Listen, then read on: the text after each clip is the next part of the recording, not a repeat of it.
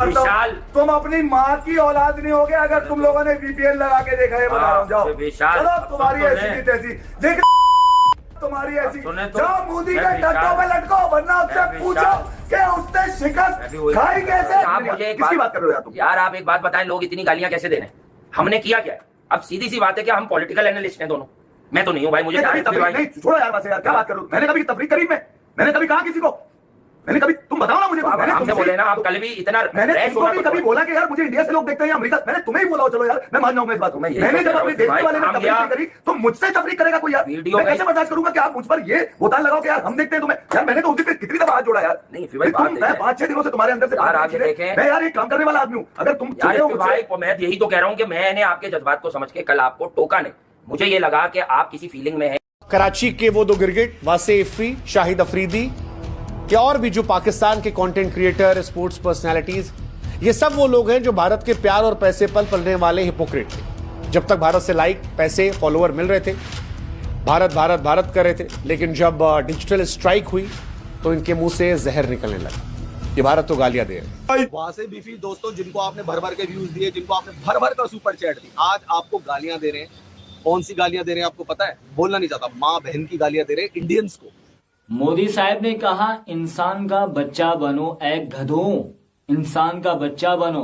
और मोदी साहब को क्या पता, कभी गधे इंसान नहीं बनते, गधे हमेशा ही गधे ही होते हैं। वक्त है आपका अपने तरीके से देशभक्ति को दिखाने का। आपको तय करना है। अगर आपको सच में शांति चाहिए तो वो शांति वॉर के जरिए होकर गुजरती है, और उस वॉर के बीच में कई प्रोसेस है, जिसमें से एक प्रोसेस ये भी है, हर व्यक्ति को यह एहसास करना होगा कि वो अपने देश के लिए लड़ रहा है। इतना आप लोगों ने इनको चढ़ाया है, इतने भर भर के आपने व्यूज दिए हैं। आज ये लोग वीडियो बना रहे हैं हिंदुस्तान की सेना के ऊपर, आज ये लोग वीडियो बना रहे हैं हिंदुस्तान की सरकार के ऊपर, आज ये लोग वीडियो बना रहे हैं हिंदुस्तान की एयर स्ट्राइक के ऊपर। अब आप देख लो भाई, सबके असली चेहरे सामने आ गए। एक शब्द इस्तेमाल होता है, रुझान, जो यह बताता है कि पलड़ा किसका भारी है। ठीक इसी तरह भारत में पाकिस्तानी यूट्यूबर्स का हुक्का पानी बंद होने के बावजूद उन्हें इतना यकीन था कि हमें क्या ही नुकसान होगा, भारत में ही तो नहीं देखा जाएगा, बाकी देश तो है ही ना, चलता रहेगा सब पहले की तरह। मगर नहीं जनाब, वहां तक उसके बाद आदों के चेहरे तो तब सामने आ गए थे जब उन्होंने गालियां देनी शुरू कर दी थी हमारे ऊपर, यानी कि इंडिया के जो हम जर्नलिस्ट हैं हमारे ऊपर वीडियो बनाने उन्होंने शुरू कर दी थे, गाली गलौज उन्होंने शुरू कर दी थी, जेलसी तक की उन्होंने बात कर दी थी। इन फटीचरों से जेलसी कौन करेगा मुझे बताओ। नमस्कार दोस्तों, मैं हूं आपका दोस्त शैलेंद्र, आप देख रहे हैं शैलेंद्र टॉक। दोस्तों, जैसा कि मैंने आपको दिखाया है कि भाई ये वही यूट्यूबर हैं, कह सकते हैं कि भाई जिस थाली में खाते हैं उस थाली में छेद करते हैं। ये कभी भी आपको पीठ में छुरा मार सकते हैं भाई, पूरी तरीके से ये लोग हनामा खराम है। क्योंकि इंडियन जो हम कहते हैं ना, हम लोगों की बदौलत ही भाई ये आसमान पर पहुँचे हुए हैं, क्योंकि हमने ही भाई इनको आसमान पर पहुँचाया है। क्योंकि इनकी 95% 90% जो ऑडियंस है ना, वो इंडियंस है। और भाई इंडियंस ही इनकी, जाहिर सी बात है भाई, इंडियन बहुत सॉफ्ट कॉर्नर होते हैं। उनकी कोई तारीफ़ करता है तो उनको बहुत मज़ा आता है, हमें बहुत मज़ा आता है क्योंकि हमारी तारीफ़ करता है। और तारीफ़ करते करते ये झूठी तारीफ़ करते हैं और भाई हमको बहुत मज़ा आता है, तो हमने इनको आसमान में पहुँचा दिया है। और अब जब जो हमारी मोदी गवर्नमेंट जो है, उन्होंने भाई इनमें जूते लगाए और इनको बैन कर दिया गया।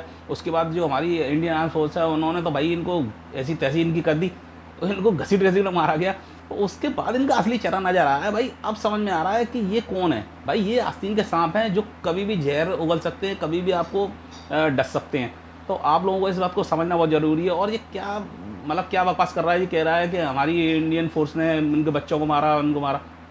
भाई मैं आपसे एक बात पूछना चाहता हूँ और इससे भी कहना चाहता हूँ कि जिन ठिकानों पे किया गया है, जो अटैक किया गया, भाई हमारी गवर्नमेंट ने साफ बोला है कि वो जो अटैक किया गया भाई टेररिस्ट वाली जो जगह है वहाँ पे किया गया। अब भाई टेररिस्ट वाली जगह पे आप फैमिली रखोगे तो भाई तो वो मरेगी ना, क्योंकि वो तो टेररिस्ट की फैमिली है। तो जाहिर सी बात है, आपको तो भाई बिल्कुल सही हुआ मेरे हिसाब से। और तुम तो भाई उसकी बात करो ही मत। और तो वो जब इसको बाद में ये समझ में आ गया पूरी तरीके से कि अब तो भाई हमारी दाल रोटी खतरे में आ गई, मैंने इन बच्चों दी करी दुनिया भर की। अब इसको ये समझ में आ गया कि सब अनसब्सक्राइब कर देंगे, बैन होने से बचना नहीं है। तो फिर ये हाथ जोड़ना इसने चालू कर दिया। अब भाई इसको सबसे बड़ा दोगलापन और क्या हो सकता है। मेरे हिसाब से तो भाई इंडियन गवर्नमेंट को, इन लोगों को, जितने भी इस टाइप के जो पाकिस्तानी यूट्यूबर हैं, उनको परमानेंट बैन कर देना चाहिए। और दोस्तों, अपनी दोस्तों से भी कहना चाहता हूँ, अपनी ऑडियंस से भी कहना चाहता हूँ कि भाई ऐसे लोगों को आप समझो, पूरी तरीके से इनके बहकावे मत आओ। झूठी तारीफ खुद सुनने से कोई फ़ायदा नहीं है। तो इनको आप पूरी तरह से अनफॉलो और अनसब्सक्राइब कर दो। दोस्तों, बाकी आप लोगों की मर्जी है। वीडियो आपको पूरी एंड तक देखना, मज़ा आने वाला है। मैं मिलूंगा आपसे वीडियो के एंड में। सबसे पहले एक्सपोज करेंगे कराची के 2 गिरगिटों को, वासे हबीब और इफ्फी। इनसे बेहतर वो पाकिस्तानी है जो कम से कम अपने मुल्क के साथ खड़े, मतलब दे हैव मोर रिस्पेक्ट। क्योंकि वो अपने देश के साथ खड़े रहे। बट ये दो ऐसे लोग हैं जो पैसों के लिए अपने देश को बेच सकते हैं, और इन्होंने बेचा भी है। ये वायरल इसलिए हुए क्योंकि इन्होंने पाकिस्तान को गालियां दी। ये वायरल इसलिए हुए क्योंकि इन्होंने अपने मुल्क के खिलाफ अनाप शनाप बोला, और हिंदुस्तान में कई लोग इनके गाली गलौज को पसंद करते थे। वैसे तो मैंने इनका यूट्यूब नहीं देखा है, लेकिन जो थोड़ी बहुत क्लिप्स सोशल मीडिया के सहारे आया करती थी, उसमें गला फाड़ कर चिल्लाना, बाबर आजम जो इनके मुल्क का सबसे बड़ा खिलाड़ी है उसको घंटे का किंग कहना, और दिन रात पाकिस्तान क्रिकेट टीम को, पाकिस्तान को गालियां देना, और उसके साथ रोहित शर्मा विराट कोहली का पैर छूते रहे। मालिक पड़ा, इस वजह से ये मशहूर हो गए। इंडिया अभी कुछ ही दिन बीते हैं और रुझान आने शुरू हो गए। माने पाकिस्तानी यूट्यूबर्स के व्यूज, सब्सक्राइबर्स बुरी तरह से कोलैप्स हो गए हैं, जिसमें सबसे ज्यादा नुकसान हुआ है वासे हबीब का। बैन होने के दिन यानी 27 अप्रैल 2025 तक इनके सब्सक्राइबर्स थे 508 के, जो अब घटकर बचे हैं 498 के। ये दुनिया में ऐसा क्या उखाड़ रहे हैं कि कोई इनसे जेलसी करेगा। हम तो एक्सपोज कर रहे थे भाई इनको कि हमारे जो भारत के जो लोग हैं उनको बेवकूफ बनाकर, बहला फुसलाकर उनसे व्यूज ले रहे थे। हम तो यही कह रहे थे ना भाई, ये हमसे जेलसी। अबे तुम्हारे पास है क्या ऐसा जो इंसान जेलसी करेगा? जहां तुम रह रहे हो ना भाई, वहां रहने के अगर कोई 2 करोड़ रुपए महीने के भी देगा ना, तब भी हम नहीं लेंगे। कहता है तुम्हारी ऐसी की तैसी लानत है तुम्हारे पे, बच्चों को मारोगे। अबे लानत तेरे में है साले, बकवास मत किया कर, समझ आ गई? लानत बोलेगा हमारी आर्मी को तू? तेरी औकात क्या है? बच्चे को मारोगे। जो अभी पुंछ सेंटर में जो 4 साल के बच्चे का सारा लगा हुआ है, उसका क्या? उसकी माँ का क्या? तो पहले सोचना चाहिए तुम लोगों को, अटैक करने से पहले पहलगाम में जो पैंट उतार के देखते हो कि क्या धर्म क्या है, तब समझ नहीं आती, तब लानत नहीं है। सिर्फ सब्सक्राइबर्स ही नहीं, व्यूज में भी बहुत जबरदस्त गिरावट आई है। बैन होने तक इनके चैनल पर व्यूज थे 289 के और अब बचे हैं 229 के। ये तो मोटा माटी व्यूज और सब्सक्राइबर्स हैं, मगर असली गिरावट आपको तब देखने को मिलेगी जब आप इनके डेली के लाइव और वीडियोस के व्यूज को समझेंगे। अभी बात से इफी को गाली देकर आया हूं, नवीन रघुवंशी बोल रहे हैं। चले नहीं चले, बहुत अच्छी बात है। हेलो फ्रेंड्स, बहुत बहुत स्वागत है दोस्तों आपका। और दोस्तों आप जानते हैं कि कुछ दिनों से जब से इनके ऊपर हमने डिजिटल स्ट्राइक लगाई, डिजिटल स्ट्राइक तो चलो जैसी थी, आधे लोग तो उसी समय समझ में आ गया था कि भैया, आधे लोगों का चेहरा तो उसी समय सामने आ गया था जब इनके ऊपर डिजिटल सर्जिकल स्ट्राइक हुई और इनको भारत में बैन किया गया। स्पेशली इनके यूट्यूब चैनल्स को बैन किया गया, स्पेशली कुछ के इंस्टाग्राम को भी बैन किया गया। जितने भी पाकिस्तानी प्लेयर्स थे सबके इंस्टाग्राम को बैन किया गया, पाकिस्तान के जो सोशल मीडिया इन्फ्लुएंसर्स थे उनको बैन किया गया। तो में काफी लोगों ने इन्हें पसंद कर लिया, लेकिन जब बैन लगाया गया तो गिरगिट से जल्दी इन दोनों ने रंग बदल दिया, और आज इंडिया और इंडियंस को गाली दे रहे हैं। मतलब जैसे मैं कई बार कहता हूं ना कि पाकिस्तान कोठे की तवायफ की तरह है कि जो ज्यादा पैसा देगा उसके लिए नाच लेगी। पहले चाइना दे रहा था तो उसके इशारों पे नाच रही थी, और अब अमेरिका ने $1 बिलियन दे दिया तो ठुमका उधर लगाने लगी और चाइना की गोद से निकलकर अमेरिका की गोद में बैठ गए। वही कहानी इनकी भी। कल तक पाकिस्तान अपने मुल्क को गालियां दे रहे थे और आज हिंदुस्तान के लोगों को गालियां दे रहे हैं। क्या कहा जाए ऐसे लोगों को, पता नहीं। मार में पड़ी तो अब लानत शुरू हो गई। कहां थे तब तुम लोग जब ये पहलगाम में अटैक हुआ था? तब क्यों नहीं तुमने बोला लानत है हमारी पाकिस्तान आर्मी पे कि वो ऐसी हरकतें करते हैं? तब क्यों नहीं बोला? अब फट गई है कि इंडिया ने व्यूअरशिप ब्लॉक कर दी है, अब कहीं से व्यूअरशिप तो मिल नहीं रही क्योंकि मेजर चंक तो व्यूअरशिप इंडिया से है। अब क्या करूं मैं? चलो भैया पाकिस्तान को सपोर्ट करता हूं, पाकिस्तान के लोगों को लेके आऊं अपने साथ। ये है तुम्हारी टैक्टिक्स। कल पैदा नहीं हुआ था मैं। 5 मई 2025 को पीएसएल में खेले गए मुल्तान सुल्तान और पेशावर जालमी के बीच मुकाबले पर वासे हबीब चैनल से लाइव किया गया। 13 घंटे के बाद तक इसके व्यू सिर्फ 11 के थे। आईपीएल में खेले गए आरसीबी और सीएसके के बीच मुकाबले पर भी लाइव किया, जिसके व्यूज लाइव चलने के 2 दिन बाद तक सिर्फ 20 के थे। 3 दिन पहले किया गया लाइव सिर्फ 15 के, जबकि यही व्यूज वैल्यू बैन होने से पहले लाखों में थी। वीडियो के साथ जुड़ रहा है, वीडियो पे प्लीज लाइक का बटन दबा दीजिए, क्योंकि भैया ये कुछ ऐसे सब्सक्राइबर और कुछ ऐसे रहे हैं जिनको आपने सबसे ज्यादा दोस्तों आपने इनको सुपर चैट और क्या कहते हैं उसको, व्यूज जो आपने दिए हैं वो सबसे ज्यादा इन्हीं को दिए भैया। तो जरा भाई इनकी थोड़ी सी खातिरदारी कर लो। और बातें करते हो ऐसे लोग हैं जो लोग अपनी टीम के नहीं हो सके वो अपनी कंट्री को सपोर्ट करेंगे। वो ठीक है यार, try to defend his country, that's okay, वो ठीक है, पर एक्टिंग कर रहा है, साफ लग रहा है एक्टिंग कर रहा है यार। बकवास करनी आती है। ये असलियत भाई लोगों, ये तुम लोगों ने ऐसे लोगों को चढ़ाया हुआ था, ये तुम लोगों की गलती है सारी। तुम लोगों ने ऐसे इन भिखारियों को चढ़ा के रखा हुआ है। ये है हकीकत। मुझे नहीं पता उन लोगों की क्या संज्ञा है जो अपने देश के साथ भी गद्दारी कर लेते हैं पैसों के लिए। गद्दार तो छोटा शब्द है, इनके बारे में आप व्याख्या कर सकते हैं। वैसे काफी लोग खुश हैं कि ये जो डिजिटल स्ट्राइक हुई वो अच्छी वजह से हुई, क्योंकि इफ्फी और वासी जैसे लोग जो हैं वो काफी लोग ये मान रहे हैं कि ये कुछ और कह रहे होते अगर इंडिया में बैन नहीं लगाया गया होता।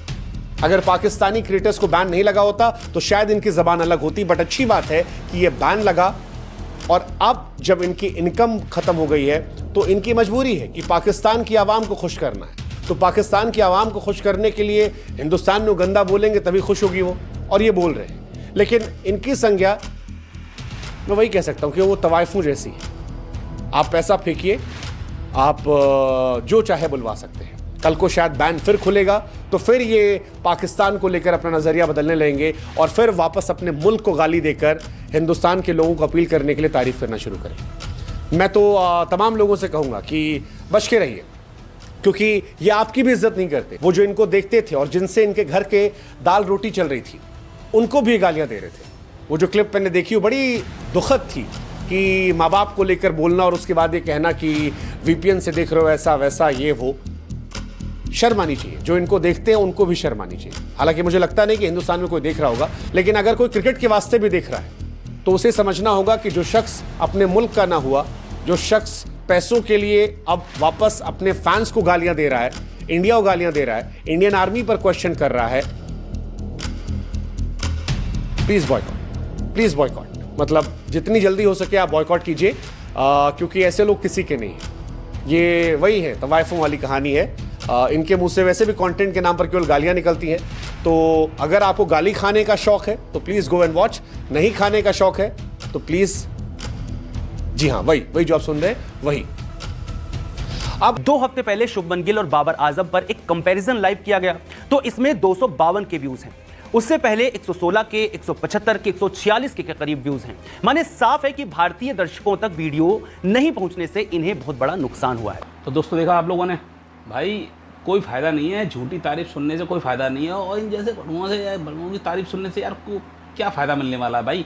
हम लोगों को पता है कि हम लोग किस तरीके कितने केपेबल हैं, तो हमें झूठी तारीफ सुनने का कोई मतलब नहीं है। और इन क्या फ़र्क पड़ता है कि यार ये लोग विराट कोहली और रोहित शर्मा और हमारे इंडियंस की झूठी तारीफ करें। भाई हमको पता है कि हम क्या चीज़ है, ठीक है, हमें किसी की झूठी तारीफ सुनने की ज़रूरत नहीं है। हम भाई अपने आप में ही वही कलाकार हैं, हमें ज़रूरत नहीं है किसी की।